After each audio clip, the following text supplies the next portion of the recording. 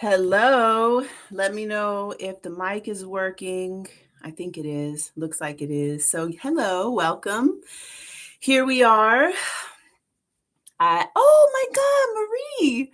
Thank you so much for being here. Somebody mic check me. Let me know if you can hear me because sometimes things are weird. All right. So, today we're going to be looking at some of the mysteries of Scorpio. So, I'm going to jump right in and let's off by looking at Virgo and the progression from Virgo into Scorpio. Got Ojas, we're connected. Okay, I see some thumbs up. So I'm going to assume that means that everything is good and the mic seems like Virgo is where we cultivate our craft.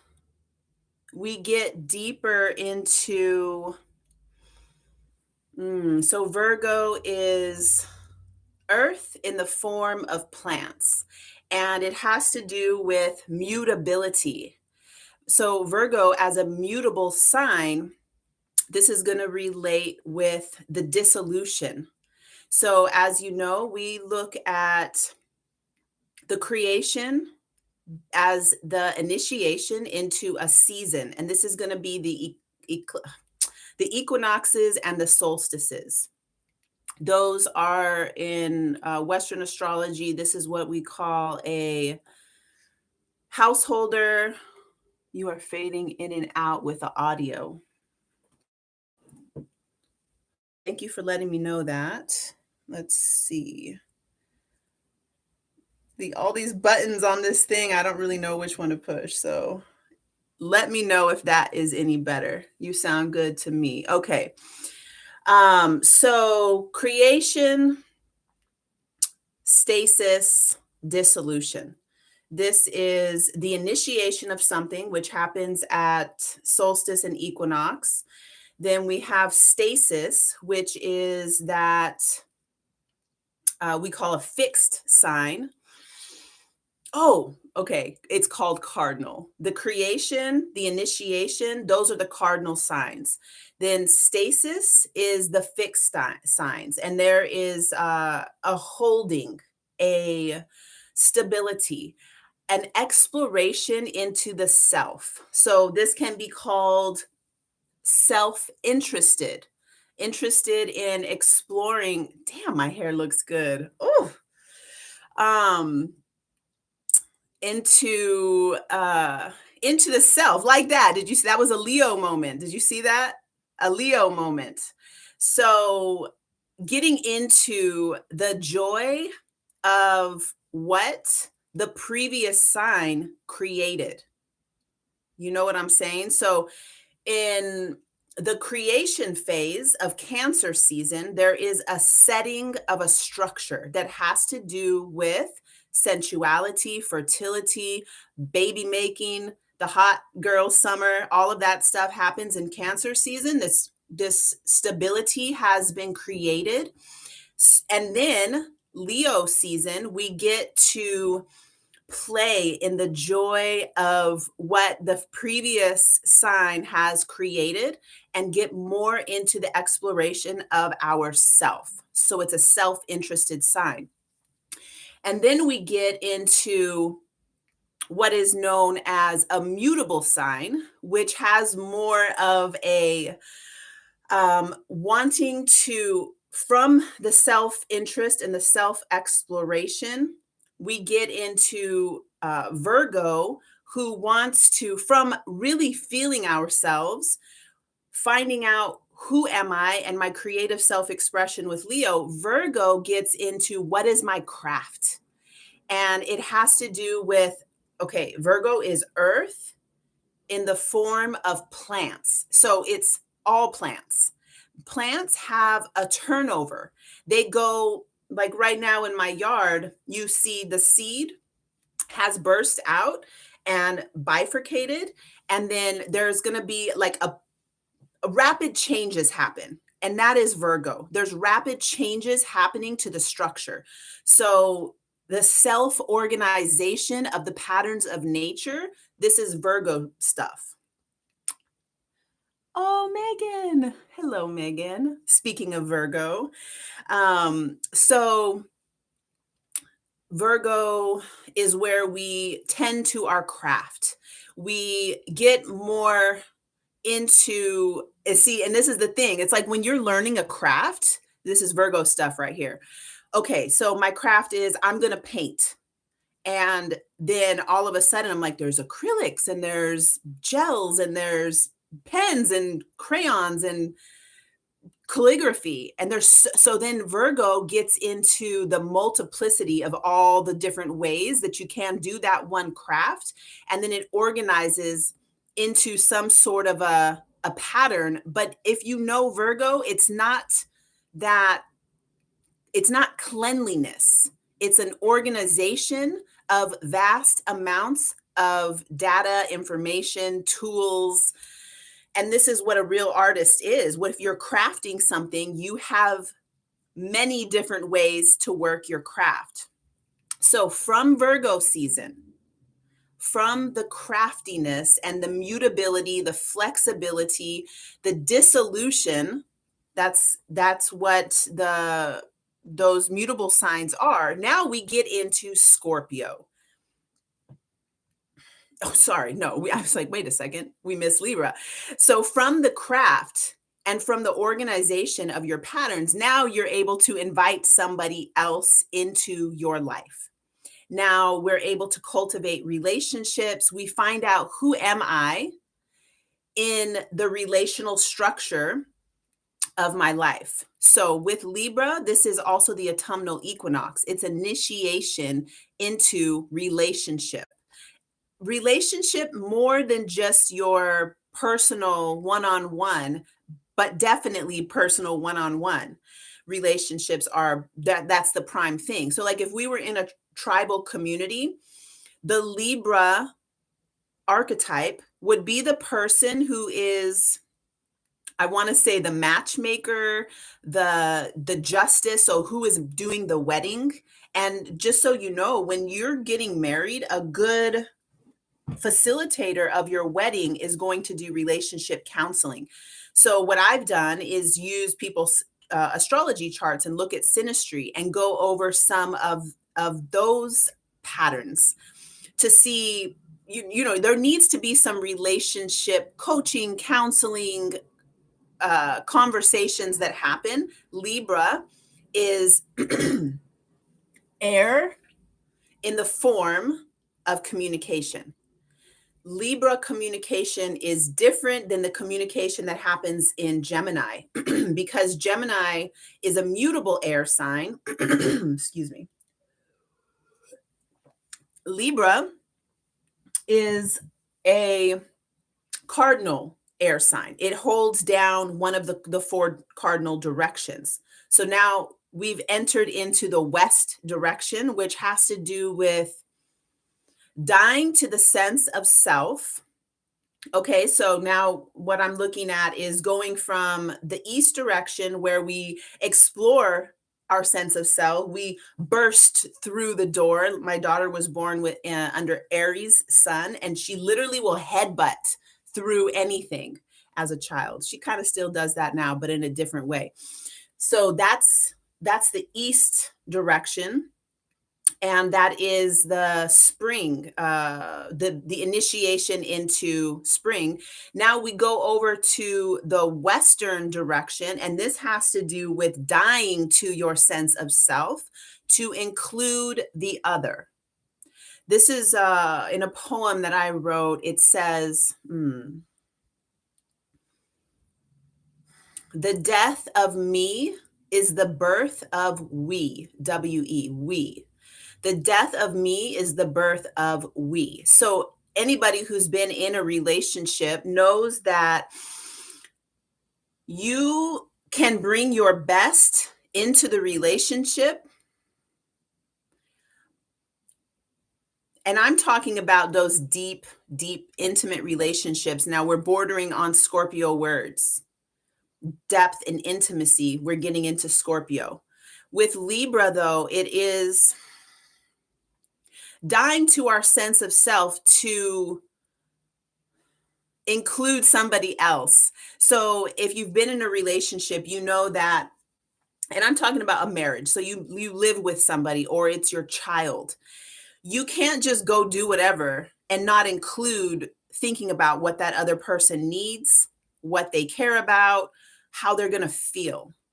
You have to include them. So in your thought process, even thoughts, this is air, Libra.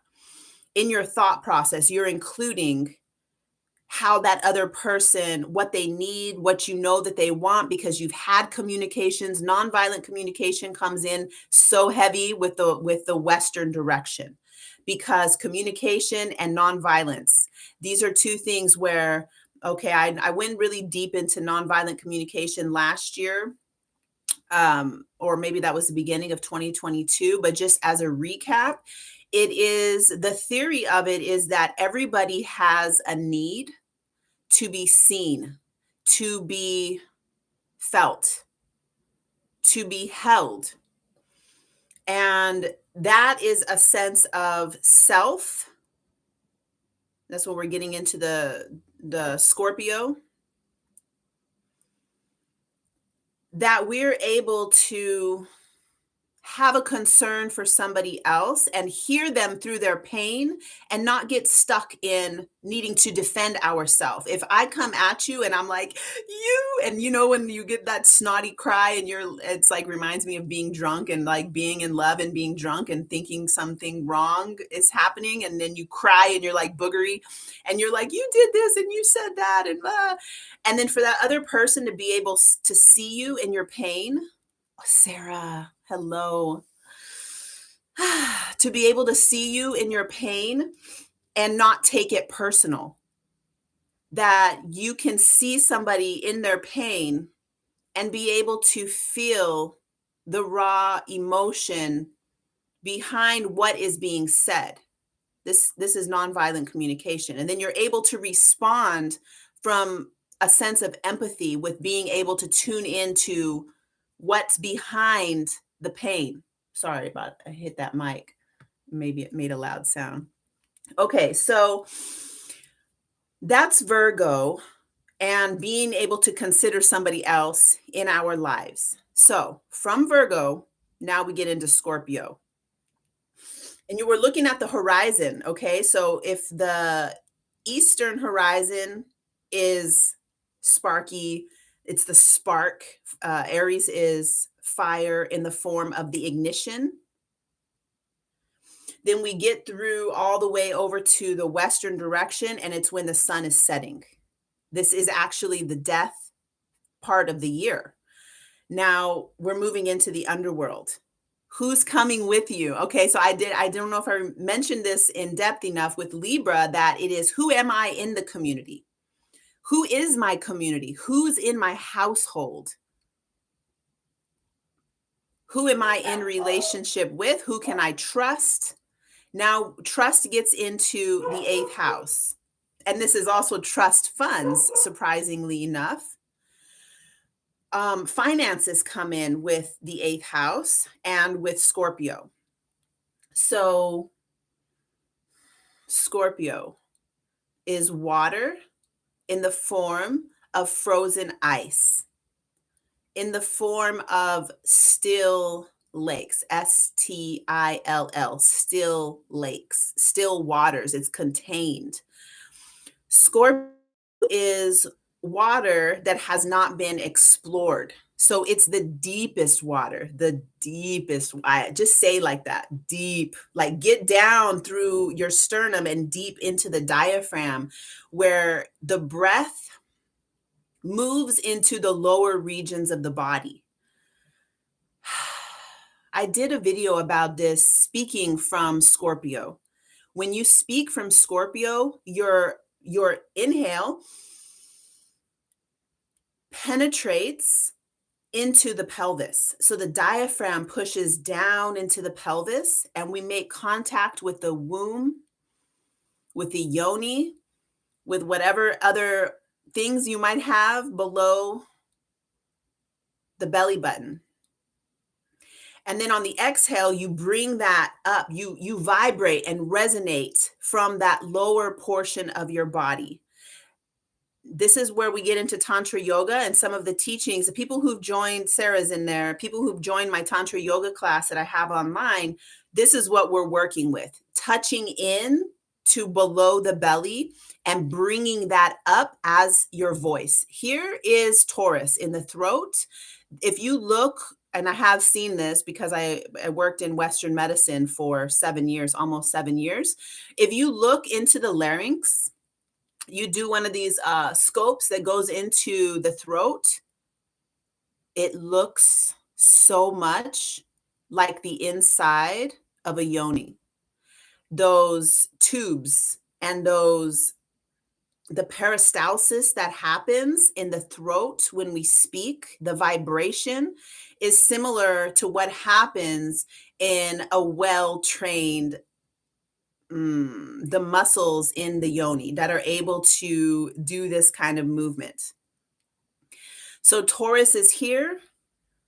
Scorpio is in the lower regions. So the reason that these practices that I'm sharing about the Tantra yoga are so powerful is I was going to say it connects the throat with the yoni, but it's not that it's connecting it. It's already connected. What the Tantra yoga practices that I'm sharing teach is how to use the vibration of your voice through specific mantras to move energy through the body. I'm going to take a pause and have another drink at this spot right here.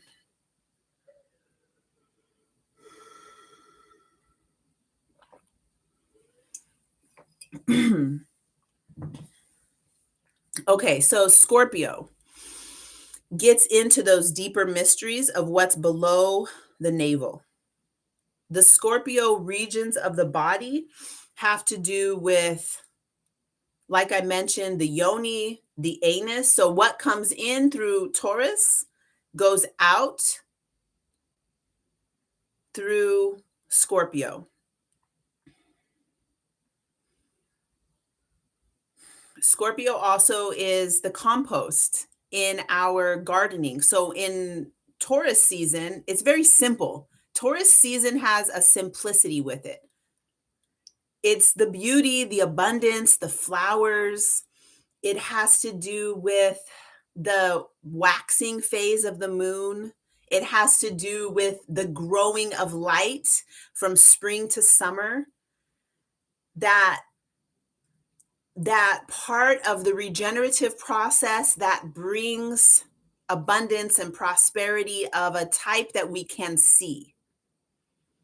When we get into Scorpio, it's the regenerative process that is the abundance that we cannot see. This is the realm of the shamanic practices. Getting into the dark, the psychological feeling space that you cannot buy. You know, you can be as rich and prosperous as the Taurus abundance, and I'm thinking Jupiter prosperity, which is gold and riches, and not have touched into the riches of the darkness. So many things I want to say all at once. I have somebody who's asked me, can you come work in my yard and make my yard be as beautiful as yours? Can you come to my house and bring your wisdom into my, help us grow things in our yard? And it doesn't work like that. It's so much more complex with Scorpio. Do you know what it has? I know everybody on my live right now, maybe everybody here does know because the names that I see, you guys know me. But the people who don't know, I'm going to say it like this. I moved into this place and the yard was dust, complete dust. And when I say dust, the color of the soil was like my skin tone. maybe a little lighter, and nothing was growing there. The years, I've been here 8 years. Over the years, the secrets, should I tell the secrets? No. So I won't tell the secrets here. I've told them other places, but to take us soil from dust to fertility that's full of worms, full of oh, come on. I love you, Irene.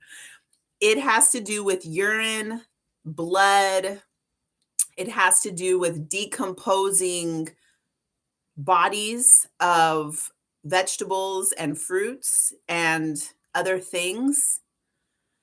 It has to do with sitting there, staring at it, talking to it, thinking about it, praying with it, praying for it, praying with it, crying, bleeding, everything. It's like my hair, my blood, everything that is me is with the soil.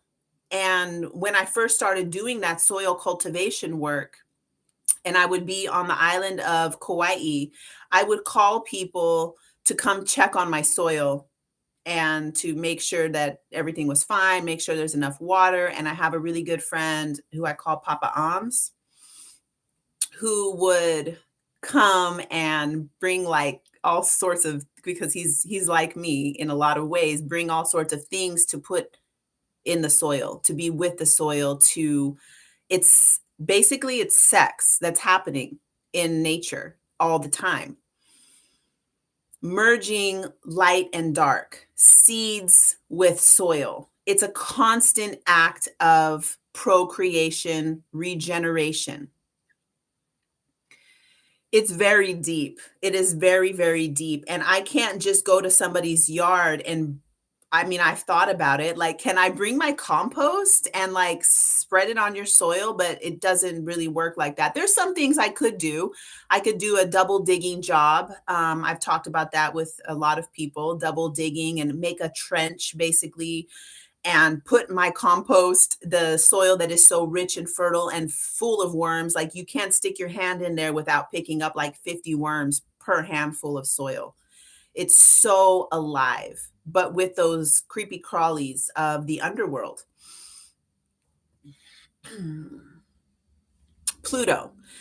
Okay, so speaking of the underworld, Scorpio's co-relation is Pluto. And I want to just, I don't use the words of rulership and dictatorship and whatever whatever those words are. This is not, I don't talk like that. So the co-relation, it's all relationships. The co-relating planet is Pluto. Okay, so Pluto is you could say the lord of the underworld, the king of the underworld. Pluto's domain is the underworld. Now, that doesn't mean Pluto's a bad archetype or a bad guy or any of that, or even demonic or evil. Uh, just want to put a little post-it note right here for everybody who has or has not seen the movie Malefic. I think her name is Malefic or Maleficent.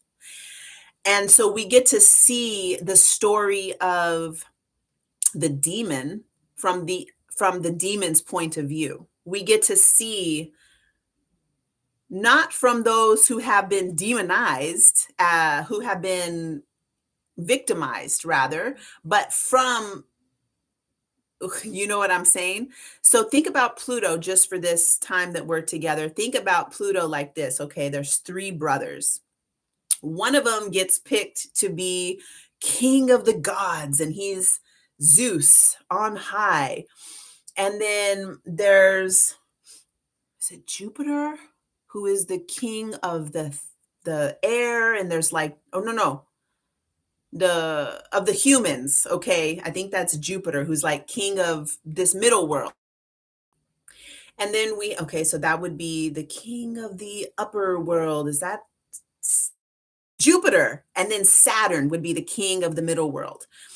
And then we have the underworld, who's going to be Pluto. Why did Pluto get picked for that realm? Is it because Pluto was a bad guy? Or I don't really know, but I like to think, well, we don't know the mysteries of the underworld and what it takes to really be the king of the underworld. Just going to leave it at that for now. I think during Pluto season, during Scorpio season, I'm going to probably jump on like twice a week and talk some more of these Scorpio mysteries. So I don't want to get so feeling like I have to tell all the things right now. This is one of my most favorite signs. And that was what I think I made the little thing this morning, why I love the underworld. So let's go a little bit into that now. So Pluto, the most one of my most favorite stories is with Persephone. So we see Persephone, her mother is the like queen of wheat, is Dimitri or something like this, Demeter.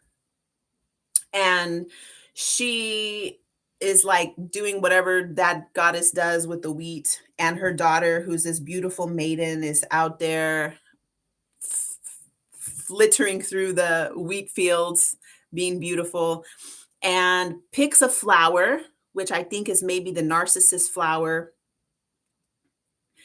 and gets sucked into the underworld and suddenly disappears. And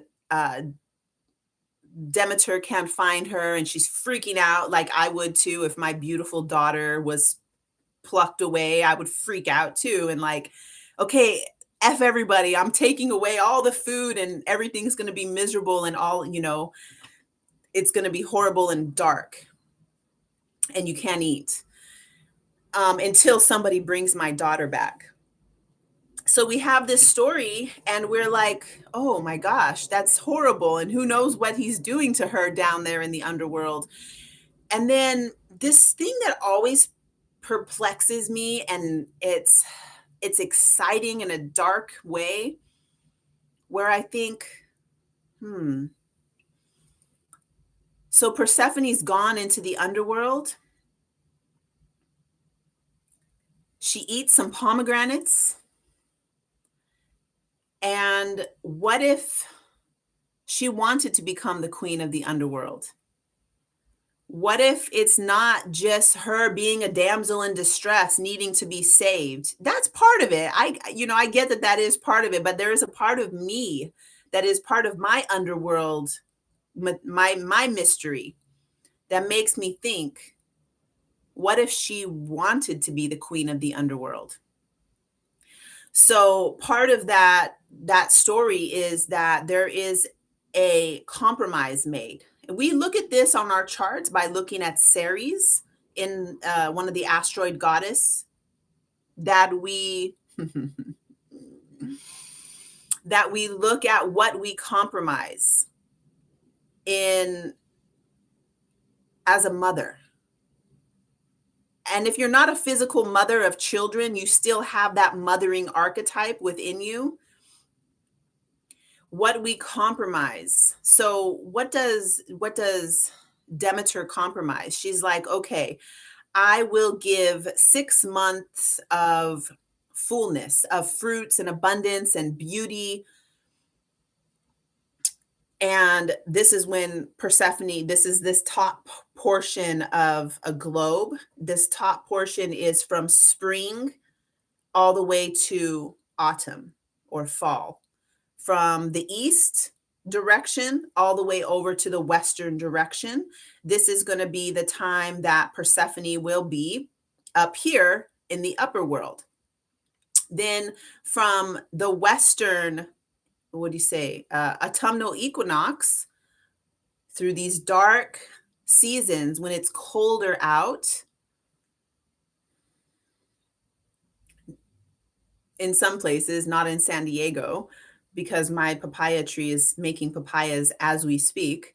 But in the other places, my friend, I don't think he's here because usually he would have said something by now. My friend Justin, who lives in the real ice cold, he always loves to tell me about and show me pictures of like what it's like to be in actual the underworld where things are actually frozen.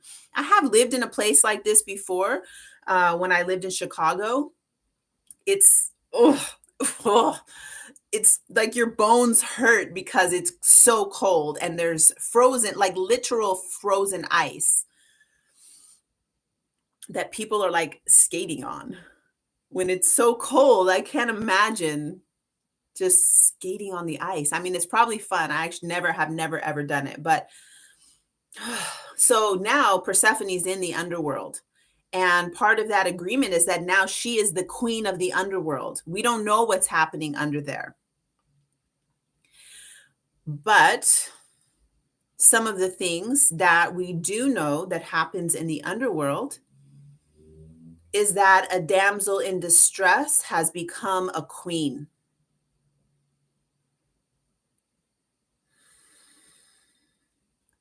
This is where a damsel in distress has found her power. This is where in our lives, a reoccurring nightmare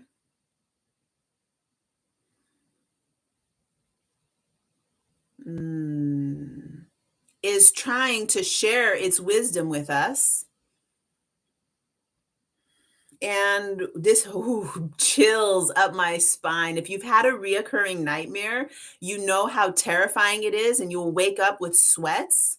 And I don't want to minimize the trauma that has brought us to a place to experiencing a reoccurring nightmare. I don't want to downplay that or giggle it off or do the air quotes of the damsel in distress, because that's very real. It's very real life stuff that happens that gets us into that place where our consciousness will actually want to wake us up in the middle of the night to make us face a part of ourselves that we haven't been able to face before.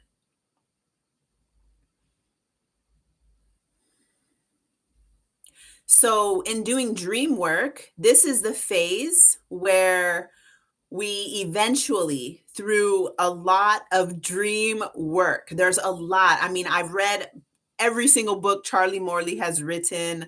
I've read so many books on waking up in our dream and doing these deep, it's called shadow work, but really what it is making friends with your inner demons, the dragon that you have inside of you, or whatever demon you have. Demon, when I now I'm air quoting, because this is really just the power that you have that you haven't been able to face. It's the part of you that still sees yourself as a damsel in distress and hasn't really owned the queen aspect of that. By turning around and facing the thing that you feel is victimizing you, and really understanding, like, it's like merging up, that inner dragon within you merges up and faces itself. So in the dream work, we turn around and face what's chasing us. And that is the hardest part of dream work, is when you're afraid, the tendency is to run. Why? Because we've been taught to do the pill. I'm sorry. I mean, I'm not sorry that you're crying. I know it's a good thing. I want to just say, my camera's about to die. My computer's about to die, and I'm going to plug it back in. And I'm gonna let it die, and I'll plug it back in, and we'll jump back on. So, whenever you face in the dream, you turn around and face the dream. Oh, this is the thing. See, in life, we are taught to avoid the pain, to take a pill, to go, do whatever it is to suppress it. Actually, distracting ourselves. This is actually, I went to therapy for a long time. Uh, it was so not helpful. And I went to many different therapists, and I had many different types of therapy. And it's even the holistic, let's say we're gonna do hypnosis, and we're gonna do past life regression and all of these things. And really, it's like we're looking for what is wrong.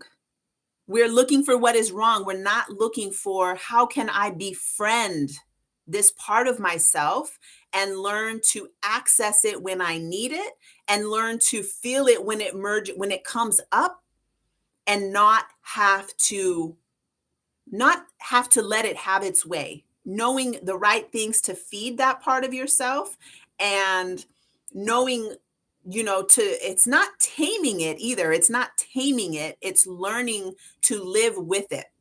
So in life, we're constantly finding ways to avoid it, repress it, push it down, numb it out. And in dream work, what we focus on is learning how to learn about it, to become trustworthy of that part of ourselves, to become trustworthy participant in the natural cycle. So part of this also goes into working with our feminine force of receptivity. The underworld is basically the caves of the earth, which is goddess.